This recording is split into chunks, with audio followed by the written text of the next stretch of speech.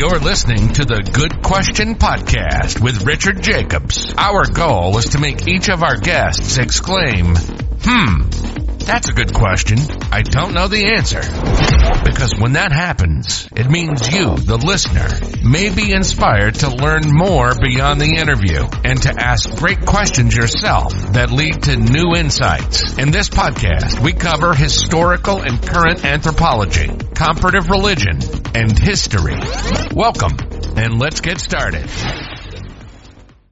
Hello, this is Richard Jacobs with the Good Question Podcast. I have a very exciting guest today, KC Owens. She's the founder of Tattle Tail Scent Dogs. You know, in my family, my daughter has a service dog that is trained on Diabetic Alert. So I think this is going to be a really great call, and I'm very excited to speak to her. So how you doing, KC? I'm doing well, and you? Good. I'm very glad to speak to you. Well, tell me a bit about your background, and then we'll talk about Tattle Tails and what it does. Okay. Well, I was a social worker for 30 years working with homeless and low-income folks here in Salt Lake, but my love and passion has always been animals and especially dogs. I grew up on a farm in Missouri, and we had dogs for just about every use you can imagine, from hog to cow to sheep. We had coyote hounds, coon hounds. We had pointers for upland dogs, and we had an occasional pet. So I literally grew up with dogs. I like dogs. And I was in my late 30s, and I've always stayed in the animal world. I got involved with AKC hunt test, field trials, obedience, rally, dock jumping. If it had to do with the dog, I just fell in love with it. But in my late 30s, I started having some health issues, and they kept telling me I was a type 2, and I needed to do this and do that, and I did all of that, and nothing changed.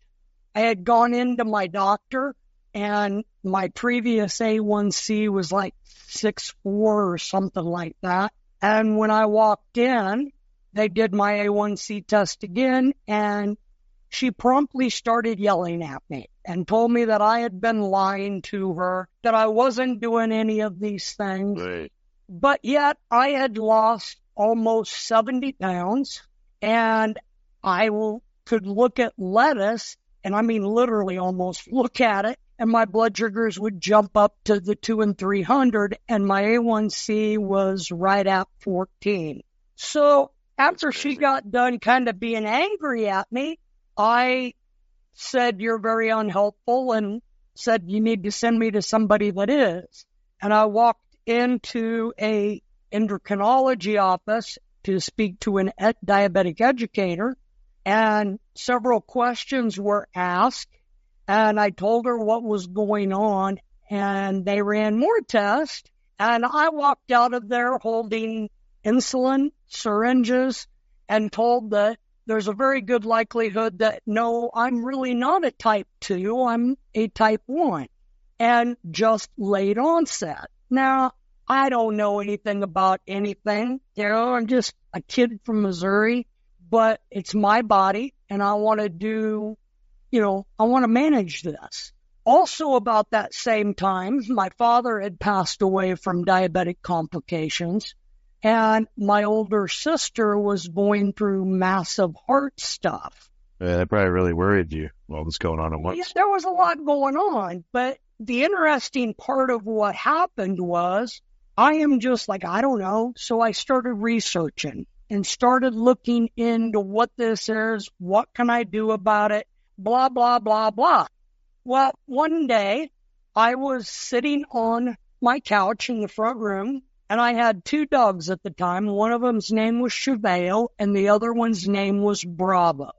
And Cheveo was about he would have been 4 or 5-year-old chocolate lab, and I had maybe an 18-month-old Chesapeake Bay Retriever. Now, both of these dogs, even if they're young, are still very well-trained, very obedient dogs, because I'd been around the dog world quite a bit. And I'm sitting on this couch, and the the lab jumps up on the couch, and normally my dogs ask for permission. Oh, can I get up on the couch? Can I get loving?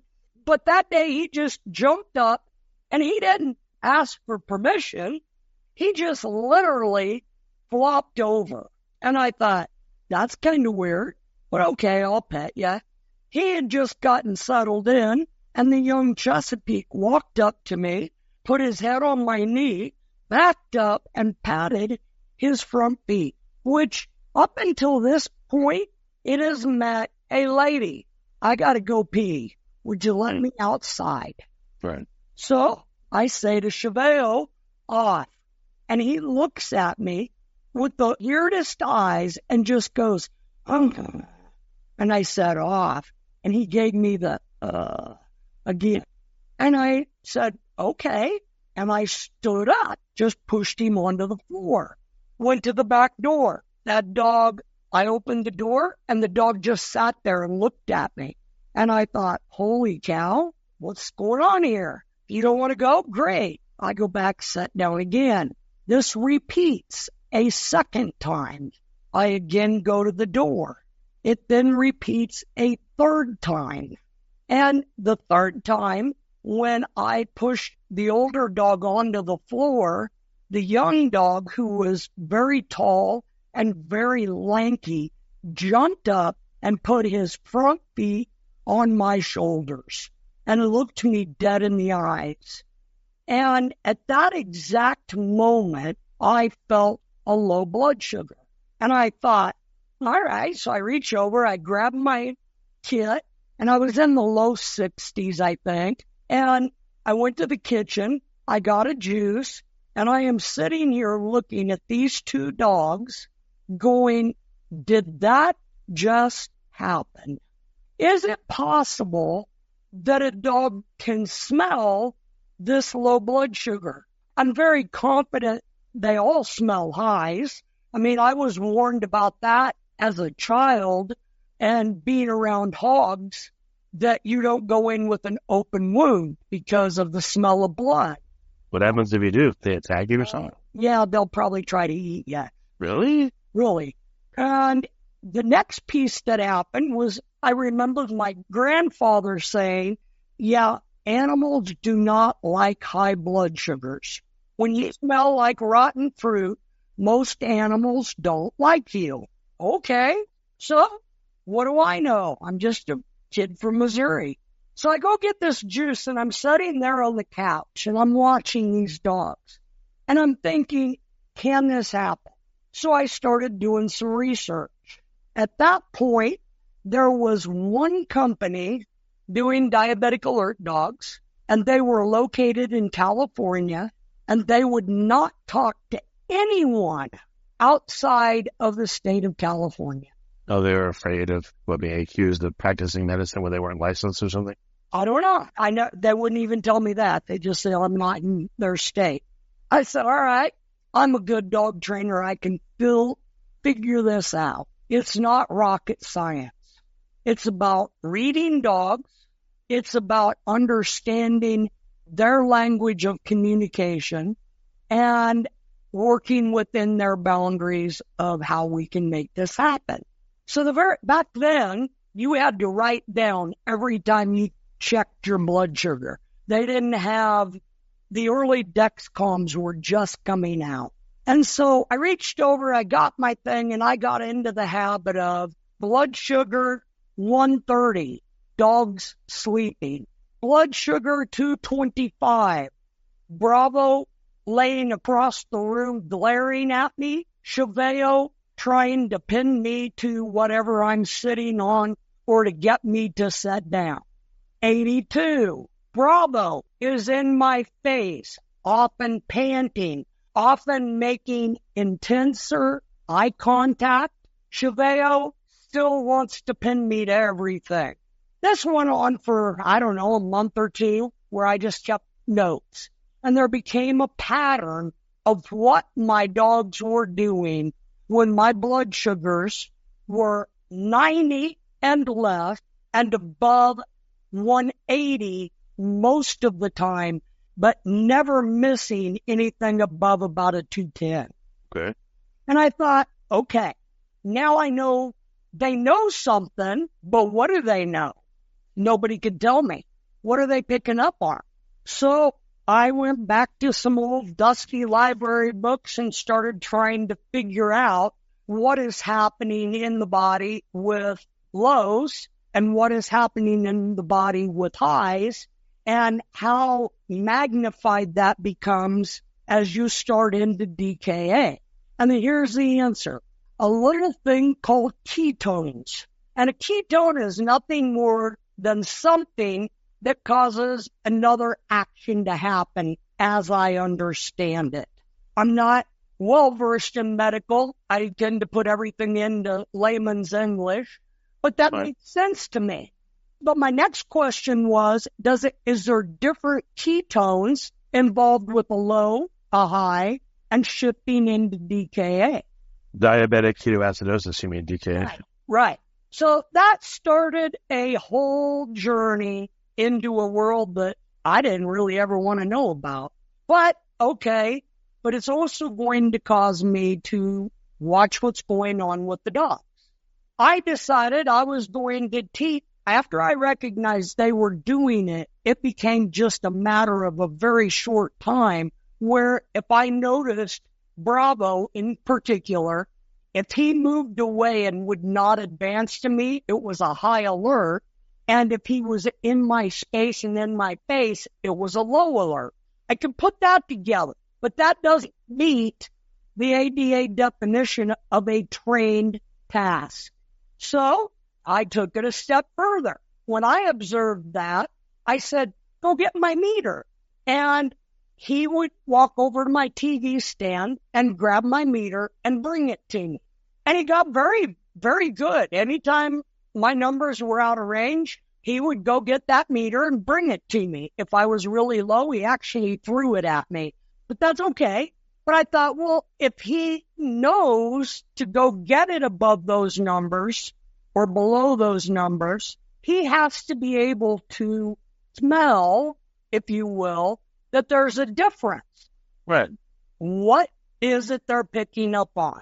I do not know. I have asked around several times what ketones are involved in this. You'll get a lot of answers, and most of them with words that I didn't really understand.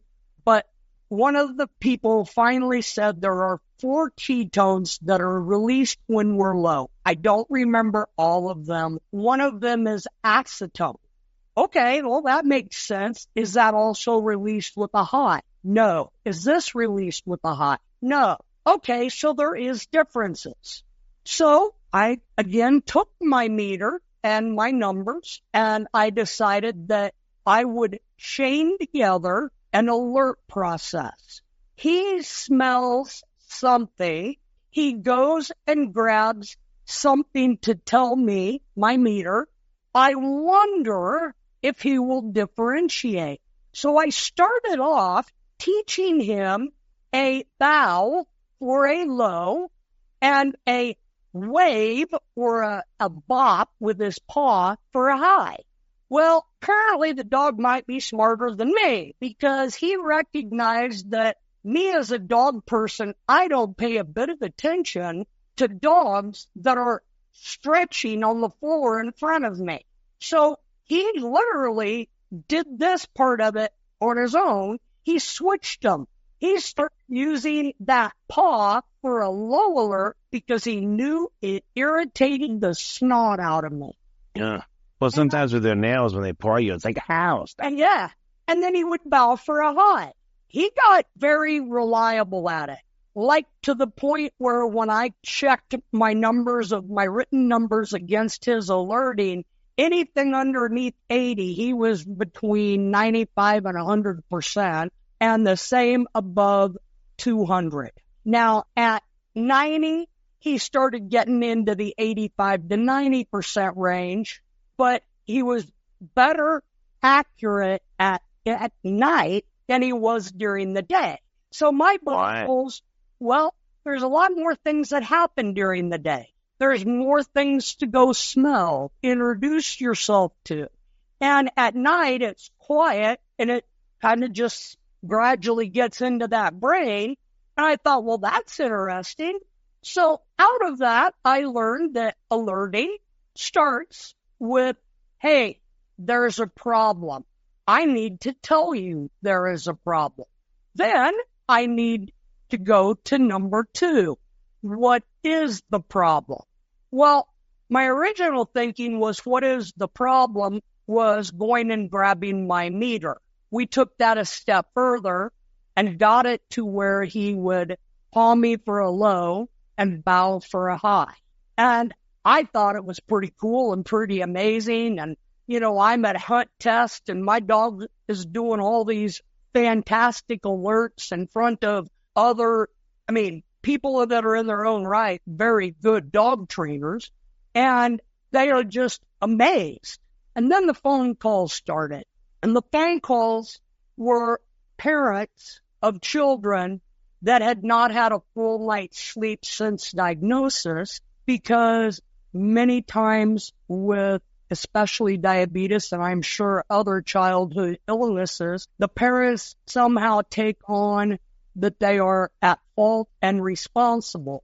And no matter how much you love your child, no matter how much you care, unfortunately, you're never going to be as good as a fully working pancreas. And you're going to be judged for that. And they're judged for it. What do you mean? You mean kids that have type 1 diabetes? Yep. Or high A1Cs, they're judged as like being lazy, like you were, oh, you're lazy, you're not listening, that kind of stuff. Exactly. When in reality, that may or may not be the case. Sometimes it is. I'm not going to blow smoke up anybody's skirt about that, but sometimes that's exactly. They don't take it by the horns and go on. So, but it touched me, listening to parents of kids 3 and under, and, they don't recognize when the kid's low or high, but hearing from an adult and hearing an adult put into words what it's like to be low, what it's like to be high. And then also just seeing the sheer exhaustion on their face. And so they said, would you teach me what you know? And I'm looking, going, I'm just me. I'm not, I like dogs. I love dogs. I want to help people, but I don't think I'm qualified to do this. Yes, help me. So that is where Tattle Tales started. And It started because somebody once said, Casey, make this your swing back at this disease. And that's what I did.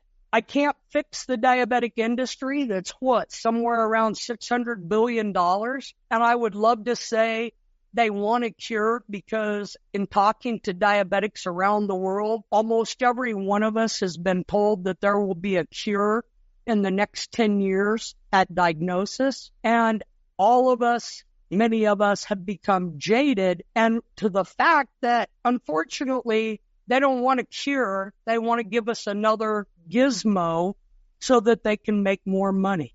Right, I gotcha. A dog's love and a dog's devotion is free for the earning.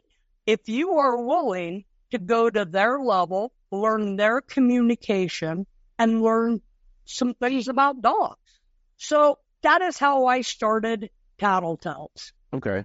You said dogs don't like high blood sugar. How did you figure that out? Like, how do they seem to respond to high and low blood sugar? Does low blood sugar frighten them? Have you ever been around a high blood sugar or somebody that's in DKA? Not DKA, but high blood sugar. I've had myself sometimes, and low feels like you're sweating. Yeah, and kind of like you're gonna pass out, and you're just like, oh, I don't feel good. And high it's hard to describe. It's like you're crabby, you're cranky, and everything irritates the snot out of you. Yeah, it's a good way to put it. Yeah, you just feel Also, you feel sluggish and just like exhausted too. I felt like that before. Yeah, but it's also, you respond to being that tired with just, I'm frustrated, I'm irritable.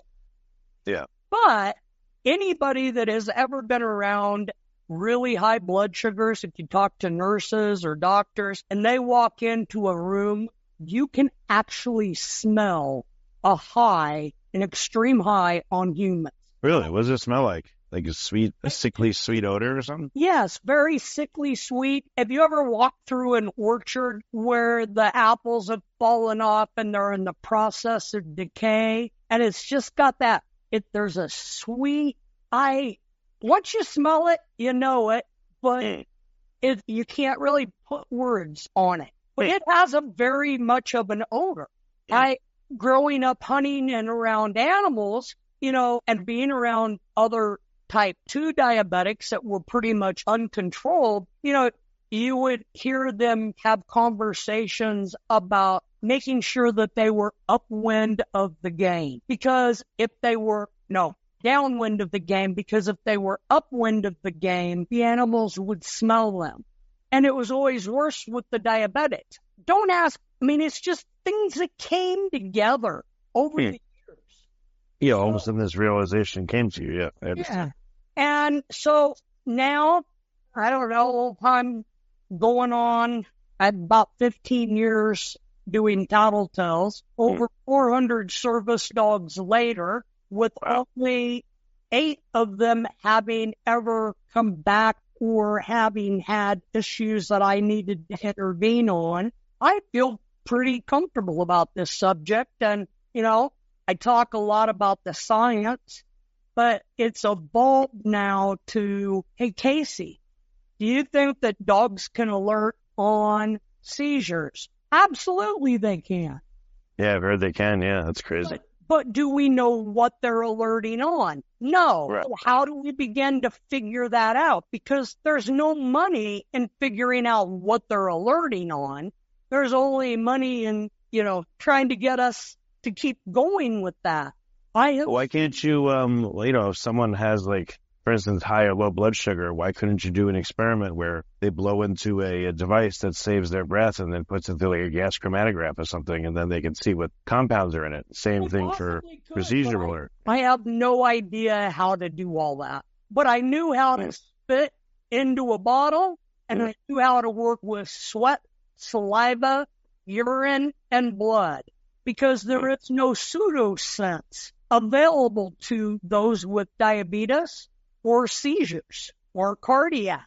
Now, you can get into some pseudosense with external scents like peanuts, gluten, assorted things that are external scent based, but we don't have that. So we have to work off of whatever we've got. And how are ketones moved around? Well, through our body system, which is sweat, fluid, all of that is going to play in. And that's exactly what I did, sir, was I just started using my saliva at first. Yeah. And have played an awful lot with a lot of different testing. And that's how I got to here. But now it's kind of evolved into some other things like seizures, heart, cortisol, because there is adrenaline in different adrenal glands.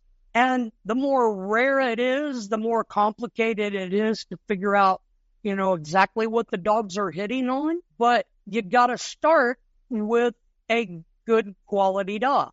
And what happened in my situation was I fell into 2 dogs at the same time. Both had extremely high pack drive.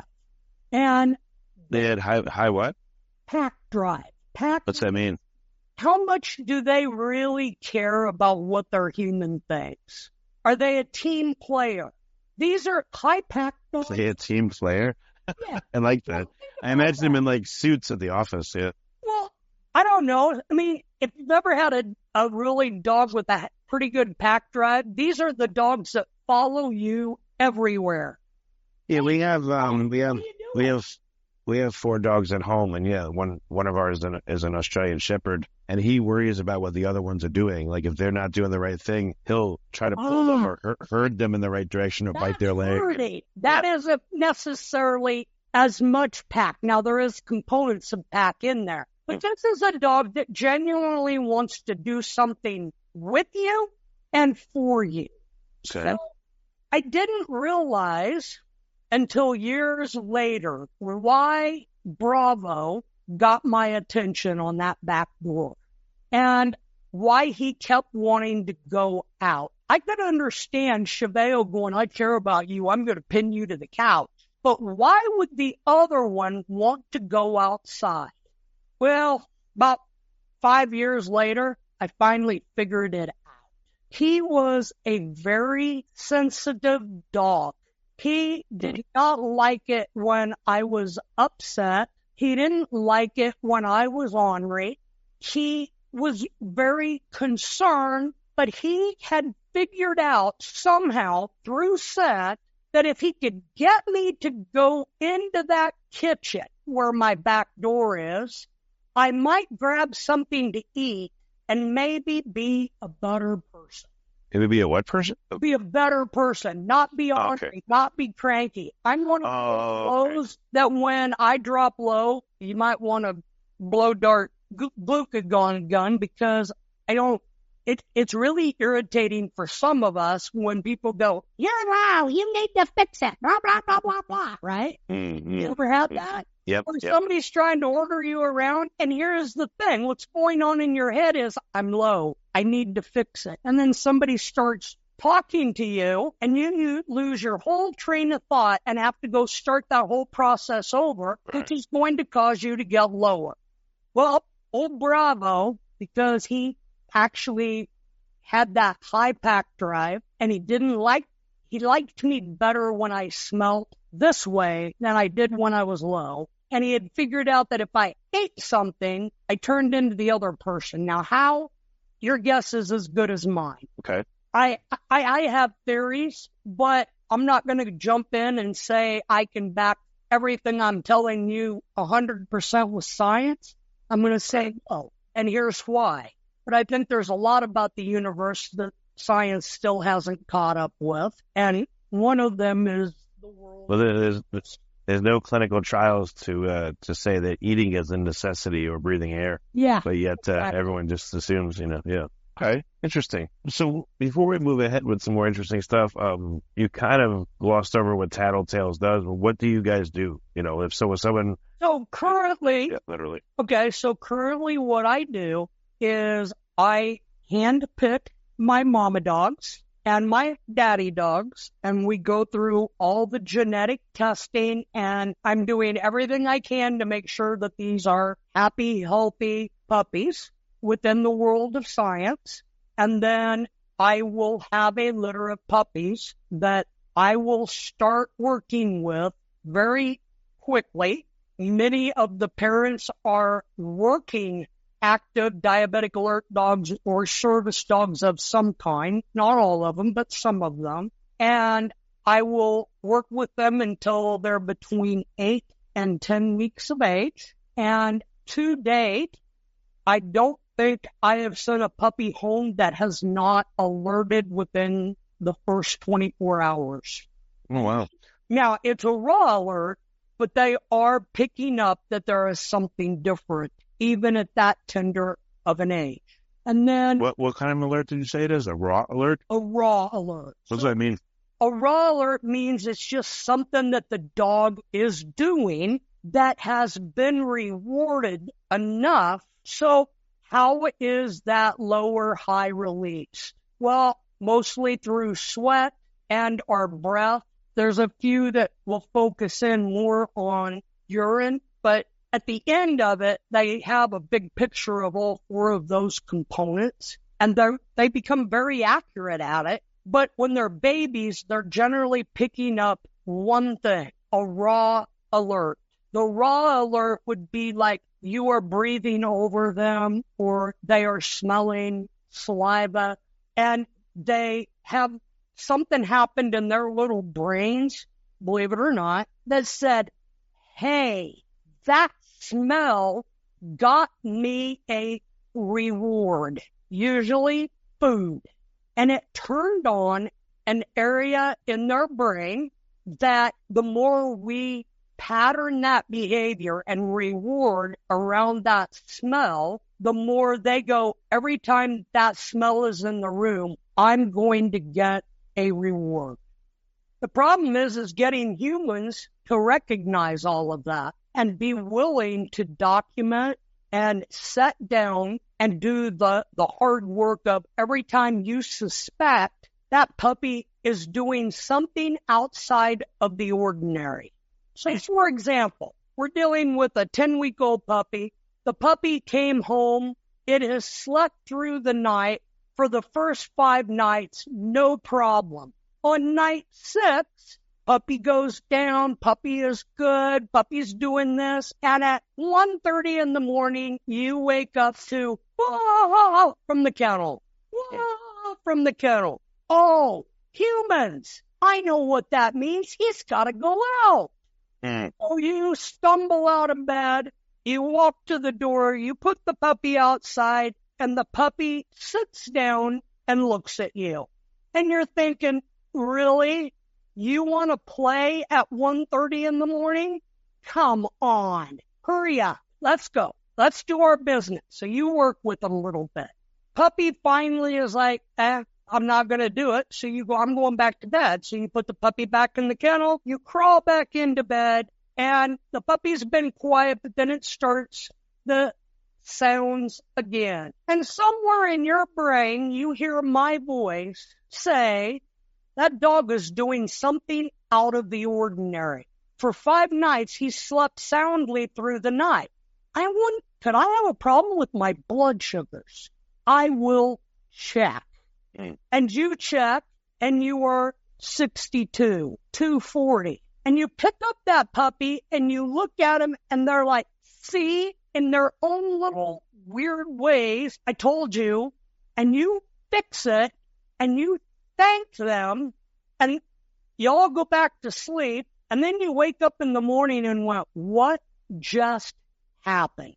That dog, while it's a baby, has patterned behaviors. And when they break those patterned behaviors, we need to be paying attention to why. Well, you're right. A lot of times when a new puppy wakes you up, they've got to go out. Sometimes some of them are night owls and they do want to play. Yeah. But as a trainer, we're going to say, get them out, put them back to bed. If they want to play, you go, okay, you tried to go out, now go back to bed. I'm not playing. This is not playtime. And you've used every trick to get that puppy to settle down, and it's still on it. What is your blood sugar?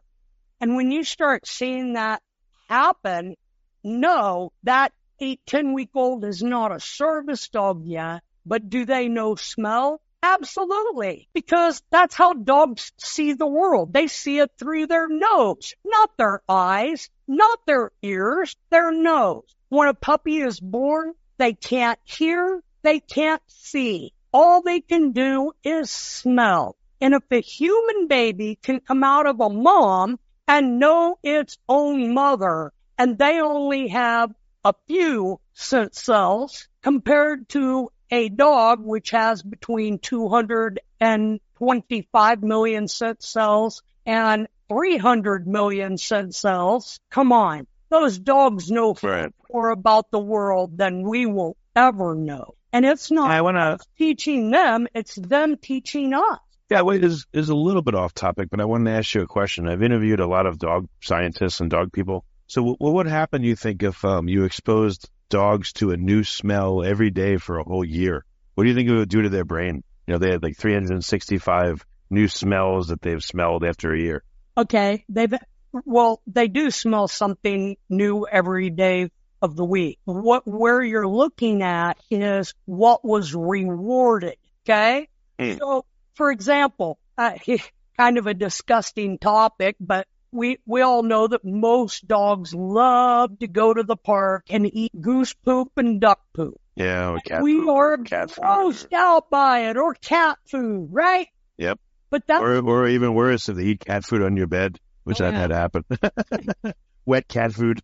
Okay, so we get that. but that's gross to what we smell. But to that dog, they don't smell that. They smell that goose ate grass that they often themselves eat. They smell whatever it is. I mean, it could be they smell the beef that's in the cat food or the fish that's in the cat food. They break it down, and that fish is a reward to them.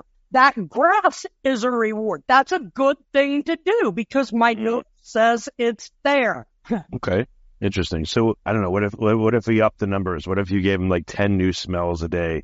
You had like thousands of compounds and you had them smell them all, but you didn't do a reward or anything. You just, had them smell it, like the catalog it in their brain. What do you think would happen? So what I would say there, I would do that and then use the scent that I'm wanting them to alert on. And the only scent that I would alert on is the scent that I'm putting in there. So they smell 300 new scents, but the only one that got them the treat was the diabetic scent, the low scent, the high scent, whatever scent. That's called proofing.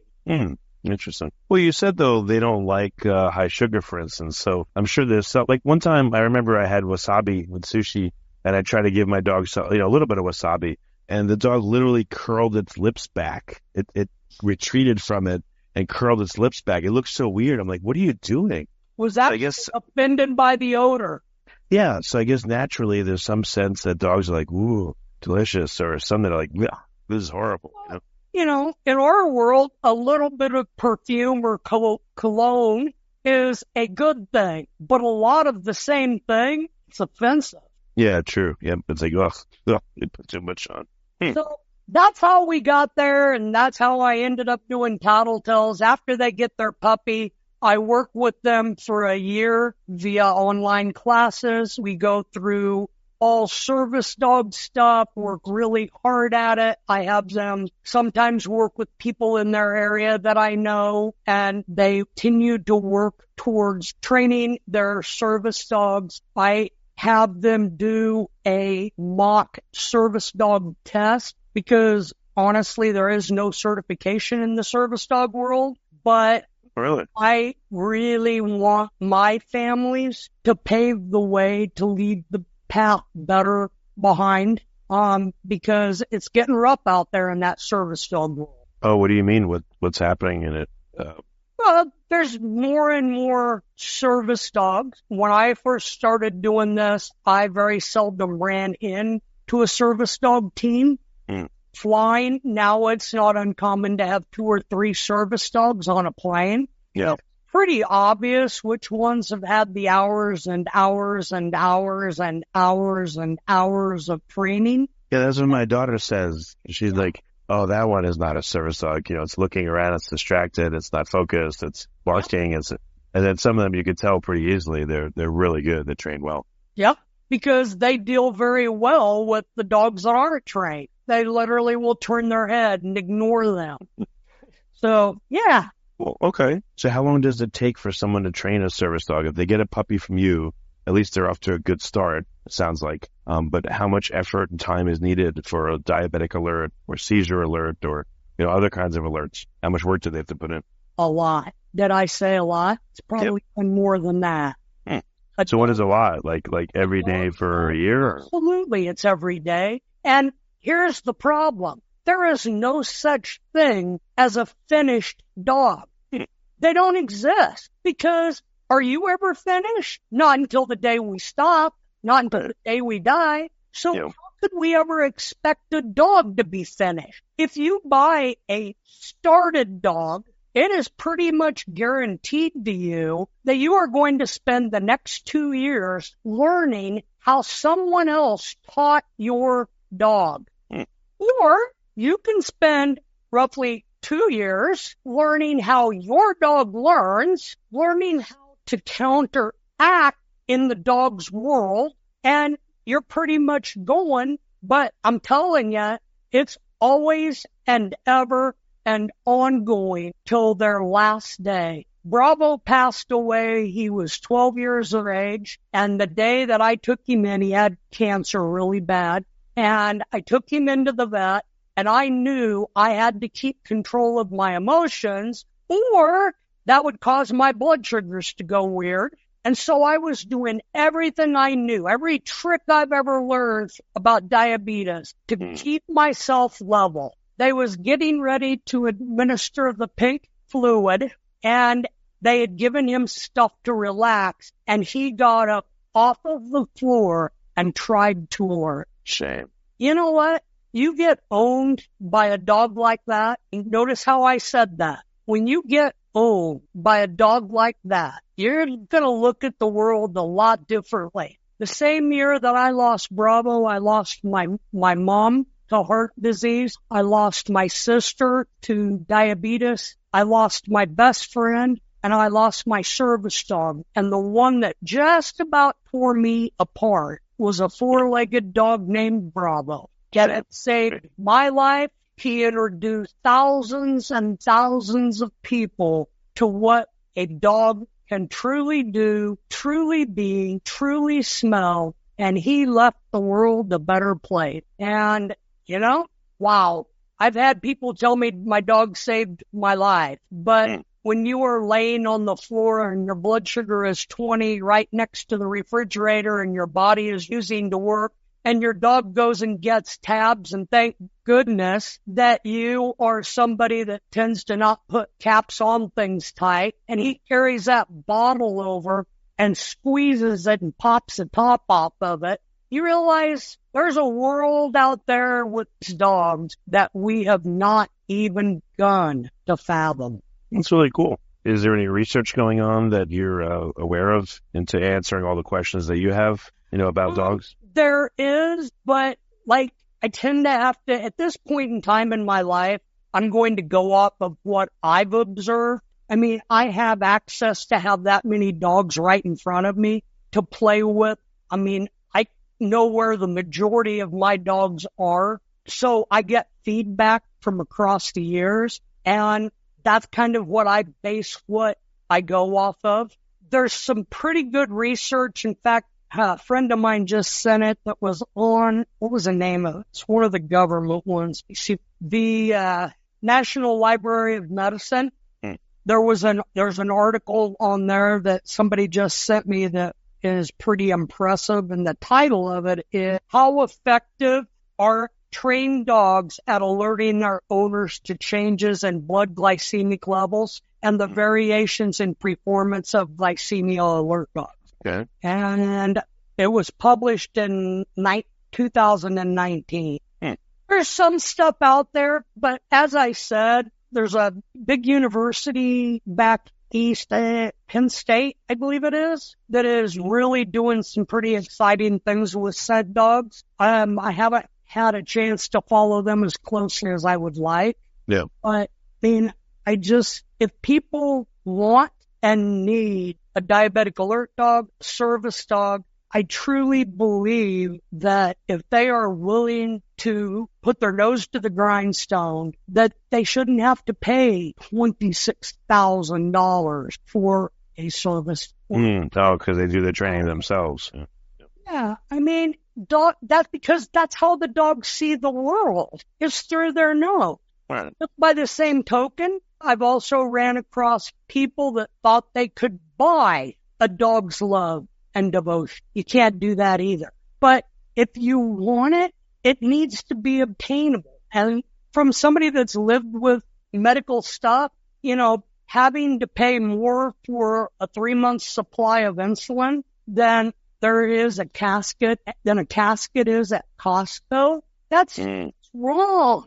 That's terrible. I couldn't afford that dog if I didn't have insurance. Even if I have my insurance, I still would have never been able to pay that kind of money for a dog. That's more than a car is. So Tattle Tails provides a way for people to, get a trained, at least a trained diabetic alert puppy, and then with work, yes, make a full-fledged service dog. They can have a full-fledged service. Okay. And then also out of that, a group of people got together because of my and Bravo's story and started a nonprofit called Bravo's Kindred Canines that are trying to help people get service dogs, but we are focusing more on self-trained because we want people to put time and the effort, and we're taking a load off of the finance a little. So that's a nonprofit that is doing a lot of good. They help people that want to train their dog become a diabetic alert dog, mobility dogs. There's a lot of needs for. Yeah. What are all the possible needs? So it's like diabetic alert, seizures. Mostly what Tattle's focus on is diabetes. I've done some stuff that I can't even pronounce, but it was set-based, and we've done cortisol, adrenal, gluten, peanuts. I've helped people with heart dogs that will alert to heart arrhythmia.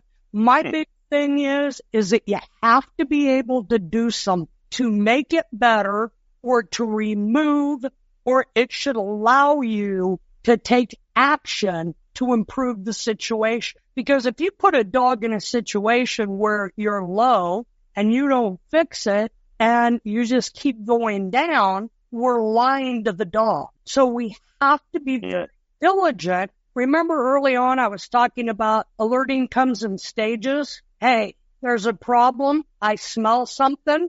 Then there can be a stage 2 of what is it you're smelling? Will you differentiate between a high and a low and ketone? But the third piece, and it's the most, is we have to remember to say thank you. Thank you for giving us gift of your nose. Oh, so like rewarding with a treat or a hug or a petting?